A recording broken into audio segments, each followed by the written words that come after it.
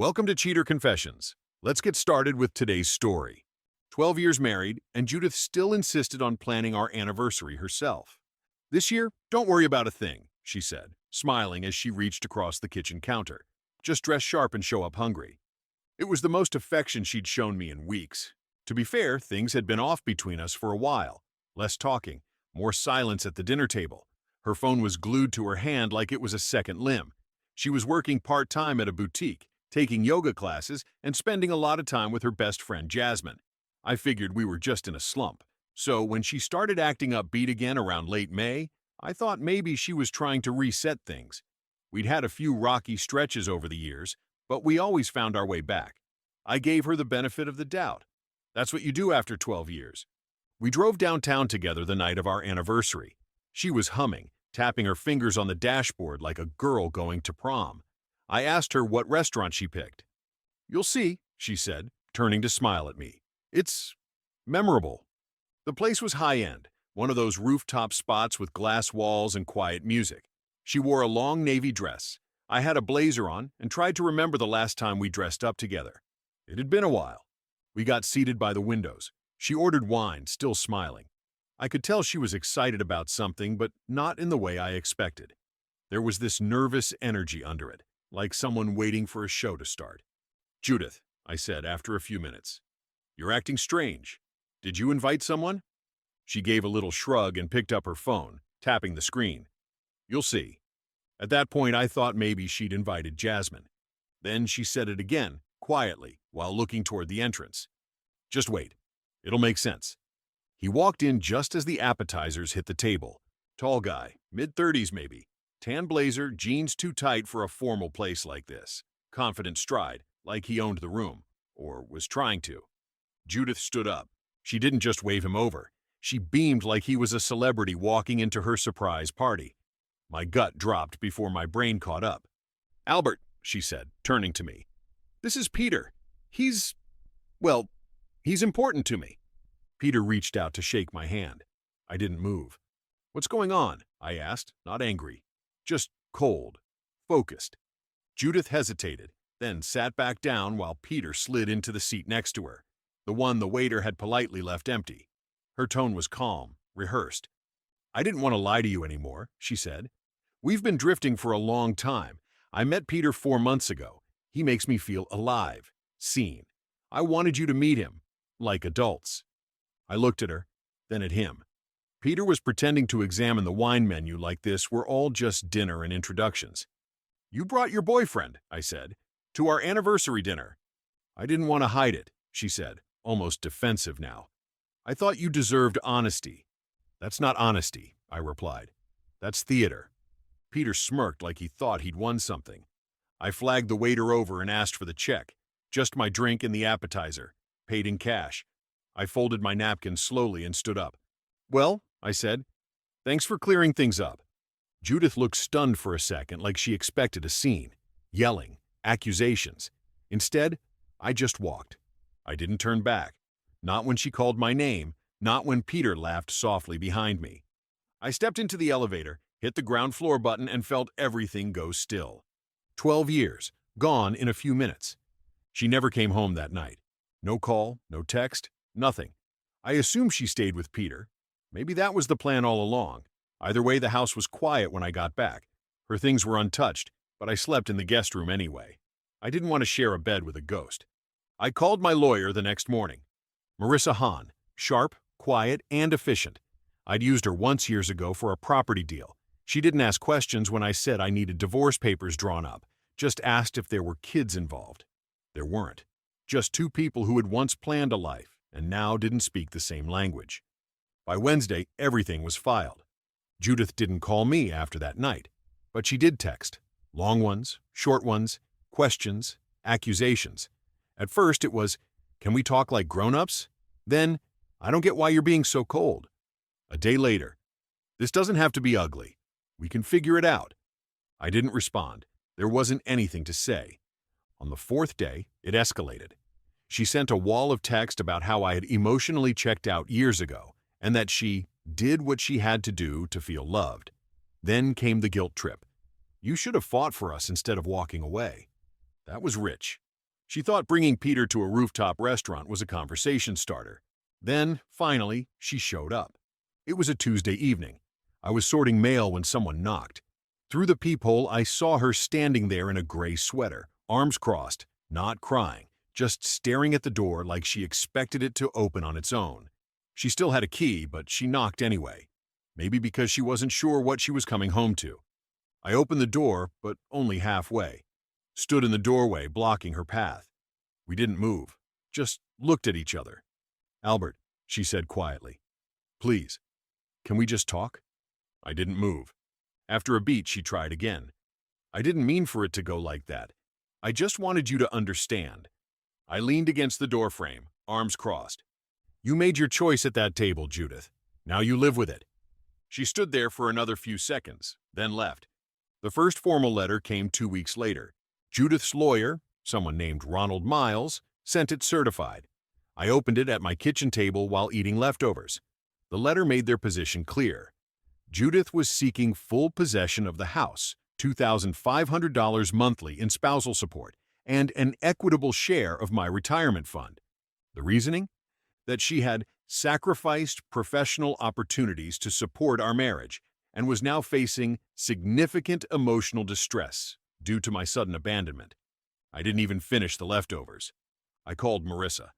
"Let them dream," she said dryly. "We'll handle it." Judith had always worked part-time at her request. I'd supported every hobby and short-lived venture she chased. Candle business, dog-walking startup, wellness blog. Never once stopped her from working full-time. But now, in her version of events, she'd spent 12 years barefoot and oppressed. I went through old records, printed statements, and even email chains. I was building a wall out of facts. Marissa said it was good to stay ahead of it. Then came another surprise. From Jasmine. She called out of nowhere, late at night. I didn't pick up. She left a voicemail, her voice low and urgent. "Albert, I know you probably don't want to hear from me, but I need to tell you something about Peter. It's important." The next morning I called her back. We decided to meet at a coffee shop. Jasmine looked nervous, not like the woman I remembered, the one always taking Judith's side. "I shouldn't be doing this," she said, "but I can't stay quiet anymore. Peter's not who she thinks he is." "What do you mean?" I asked. "He dated a friend of mine last year. Same thing, charm, fast connection, moving in quickly, but then he drained her account, wrecked her credit, and ghosted her." I leaned back, said nothing. "I tried to tell Judith once, months ago," Jasmine added quietly. "She shut me down. Said I was jealous. Said I didn't understand." "She's blind to it, Albert," Jasmine said. "She thinks he loves her." "She thought I didn't," I replied. Jasmine looked at me with something like guilt in her eyes. Then she handed me a printed screenshot of Peter's old dating profile. Same guy, different name. Then came the mediation, which was set for a Thursday. Judith showed up in a sleek blazer, her hair done like she was auditioning for a courtroom drama. Peter came with her, wearing sunglasses indoors. I wasn't surprised. Men like him want to be noticed, even in places where silence matters more than presence. Ronald Miles sat on their side of the table. On mine, it was just Marissa and me. The session began. Ronald opened with a speech about Judith's emotional trauma, the years she dedicated to Albert's success, and how her recent relationship with Peter should not be vilified. It was a spectacle, like we were supposed to feel bad that she only cheated after feeling neglected. Then Judith spoke. "You never made space for me," she said, looking straight at me. "You were married to your job. I was just background." I didn't respond. Peter added his part. "Judith deserves stability. That house is her home. It's where she built her life." Marissa tapped her pen and finally spoke. "Let's begin with a clarification of the timeline," she said, sliding the PI's report onto the table. "We have evidence that Judith and Mr. Peter began seeing each other approximately 9 months ago, not 4. We have dates, locations, and receipts." Peter leaned forward. "You hired someone to follow us?" Marissa ignored him.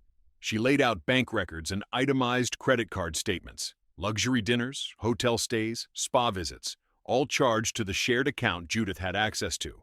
All matching weekends, Peter and Judith were away. "Mr. Albert," she continued, "has consistently provided financial support, including payments for Judith's online business classes and lease renewals. Her claim of career sacrifice doesn't align with these records. Judith started to speak, but Marissa cut in again. And lastly, this, she said, sliding forward a printed email.